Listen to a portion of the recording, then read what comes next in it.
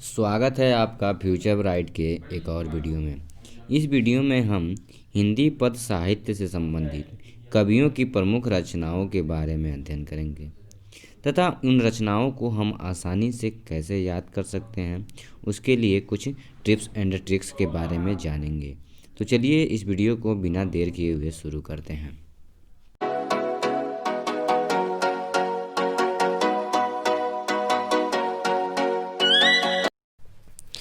UP board class 10th कवियों की रचनाएं याद करने के लिए इस वीडियो में हम देखेंगे ज़बरदस्त ट्रिक।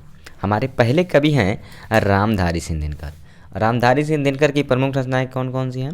हमारे प्रमुख रचनाएं रेणुका, हुंकार, उर्वशी, कुरुक्षेत्र, हारे का हरिनाम, रश्मिरथी, रसवंती और परशुराम की प्रतीक्षा।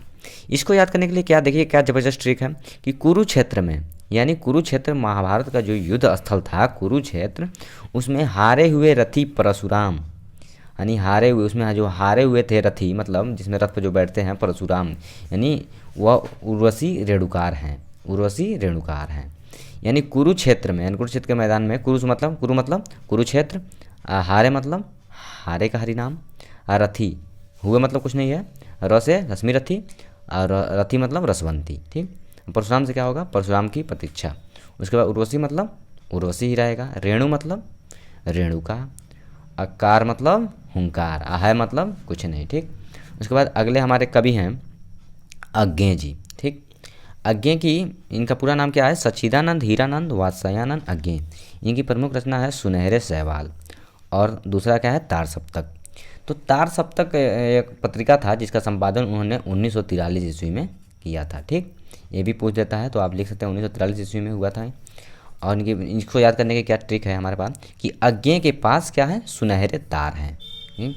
तो सुनहरे का मतलब क्या होगा? सुनहरे शैवाल, तार मतलब तार सप्तक, यानी इसमें कभी कभी नाम आ जाता है अज्ञे के पास सुनहरे तार हैं। ठीक, उसके बाद बढ़ते हैं अगले कवि की तरफ। अगले कवि हमारे हैं धर्मवीर भारती। कौन है? धर्मवीर भारती। इनकी प्रमुख रचना क्या है? कवि प्रिया और ठंडा लोहा। देखिए इसके बाद भी एक लेखक हैं केशव दास, जिनकी प्रमुख रचना क्या है? कवि प्रिया है। तो इसमें कभी कभी कन्फ्यूजन हो जाता है कि कनु प्रिया और कवि प्रिया में, तो इसके लिए आप कनु याद कर लीजिए। इसका ट्रिक क्या है?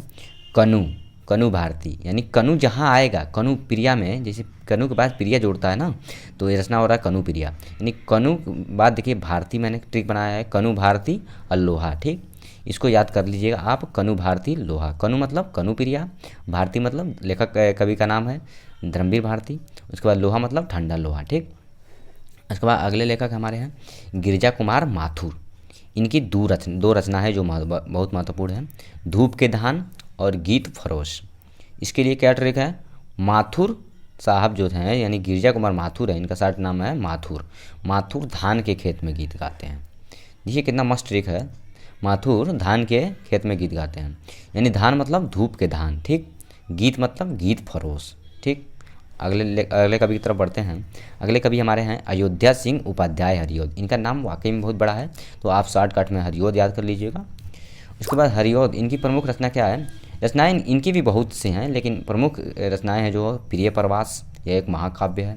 उसके बाद वैदेही वनवास, पारिजात, ये प्रमुख रचना है। इसको याद करने की आप ट्रिक है, जो हरि, हरि मतलब हरिओद, हरिओद किसके साथ बनवास जाते हैं? देखिए हरि प्रिय के साथ बनवास जाता है, यानी जो हरि साहब हैं वह प्रिय के साथ बनवास जाते हैं या जाता है, ट्रिक आप याद कर लेंगे।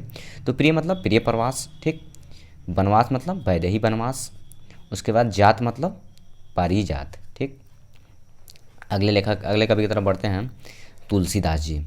ये प्रमुख लेखक हैं, तो प्रमुख कवि हैं तुलसीदास। इनकी प्रमुख रचना क्या है? गीतावली, दोहावली, वैराग्य संदीपनी, रामलला नाचू।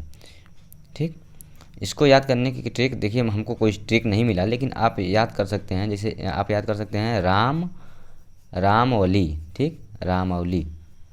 ठीक, वली मतलब कितना हो जाएगा? देखो इसमें गीतावली हो जाता है, यानी दोहावली, यानी जितने भी वली आए मतलब समझ लीजिए वो तुलसीदास की रचना है।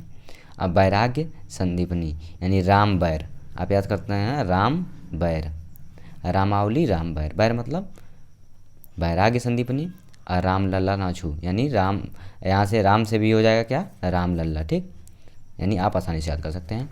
और अगले कवि की तरफ बढ़ते हैं हमारे अगले कवि हैं सुमित्रा नंदन पंत। तो सुमित्रा नंदन पंत, इनकी प्रमुख रचना क्या है? लोकायतन, चिदम्बरा, युगपथ, पल्लव, युगांत। और इसके लिए क्या ट्रिक है? पंत, लोकचिद, युगपथ। ऐसे याद कर लीजिएगा, लोकचिद, युगपथ। पंत देखिए इनके नाम से ही कितना मस्त ट्रिक बना है। प से पल्लव, अंत यानी युगांत। क्या? युगांत। उसके बाद लोकचिद, युगपथ। तो लोक मतलब लोकायतन, ठीक। चिद, चिद मतलब चिदम्बरा। क्या? चिदम्बरा। उसके बाद युगपथ, युगपथ का केवल यह युगपथ ही हो जाएगा, ठीक। ऐसे याद कर लेंगे आप। पंत, पंत याद करने की कोई ज़रूरत नहीं है क्योंकि इन्हीं की रचना है पंत। तो पंत से आपको पता चल जाएगा कि दो रचना है इसमें पंत में, पल्लव और युगांत। उसके बाद लोकायतन, लोकायतन मतलब लोकचिद, युगपथ। आप इतना याद कीजिएगा, लोकचिद, युगपथ। अब अगले कवि की तरफ बढ़ते हैं, कवयित्री की तरफ बढ़ते हैं, जिनका नाम है महादेवी वर्मा। इनकी प्रमुख रचना दीपशिखा, नीरजा, निहार, रश्मि, अग्निरेखा और शांति गीत। इसको याद करने का ट्रिक है, 3 सहेलियाँ थी। क्या? कौन कौन सहेलियाँ हैं? शिखा, नीरजा और रश्मि। आप लोग याद कर लीजिएगा कि अगर आप लड़की हैं तो आप तो याद कर सकते हैं 3 सहेलियाँ, अब लड़के भी हैं तो याद कर लीजिए 3, मतलब कि 3 सहेलियाँ थी जिनका नाम था शिखा, नीरजा और रश्मि। वो क्या करती हैं? देखिए अग्निगीत गाती हैं, ठीक। अग्निगीत गाती हैं। तो शिखा मतलब दीपशिखा, ठीक। नीरजा, नीरजा का मतलब नीरजा ही इनकी रचना है। और नी का मतलब एक और आता है निहार, यानी नी से यहाँ पर 2 रचना हो जाएगा, नीरजा और निहार, ठीक। आप याद कर लेंगे। उसके बाद रश्मि, रश्मि का मतलब रश्मि, यानी इनकी रचना है जो है रश्मि, ठीक। उसका अग्नि, अग्नि मतलब अग्नि रेखा। उसके बाद गी मतलब गीत गाते, मतलब कौन सा गीत है इसमें? सांद गीत, यानी गीत से आपको क्या याद करना है? सांद गीत। यानी क्या ट्रिक है? शिखा, नीरजा व रश्मि अग्निगीत गाते हैं। उसके बाद अगले कवि की तरफ बढ़ते हैं। अगले हमारे कवि हैं मैथिली शरण गुप्त। इनकी प्रमुख रचना क्या है?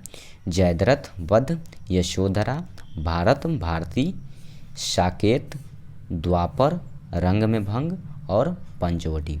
तो इसके लिए क्या ट्रिक है? जय भाषा, जय भाषा के रंग पर क्या बना है? पंचवटी है, यानी जय भाषा के रंग पर पंचवटी है। देखिए अब इसको क्या क्या कौन सा ट्रिक है? जय मतलब जयद्रथ वध, य मतलब यशोधरा, भाषा मतलब भारत भारती, ठीक।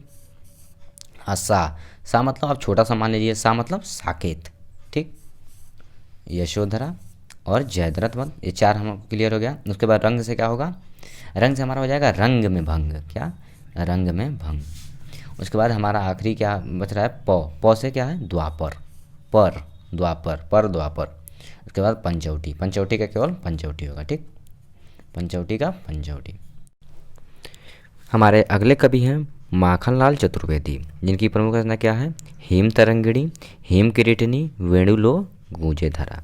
ये वेणुलो गूंजे धरा यह आने का चांस इस बार ज़्यादा है क्योंकि ये 2021 में पूछा जाएगा।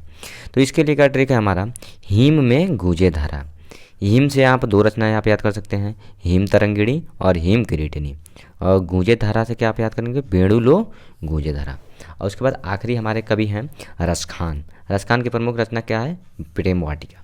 तो आप इसको आसानी से याद कर सकते हैं, प्रेम खान एक ट्रिक है। उसके बाद एक और ट्रिक है प्रेमवा खान, यानी प्रेमवा मतलब प्रेम वाटिका, अखान मतलब रसखान, ठीक। आप आसानी से याद कर सकते हैं। तो आज के इस वीडियो में इतना ही।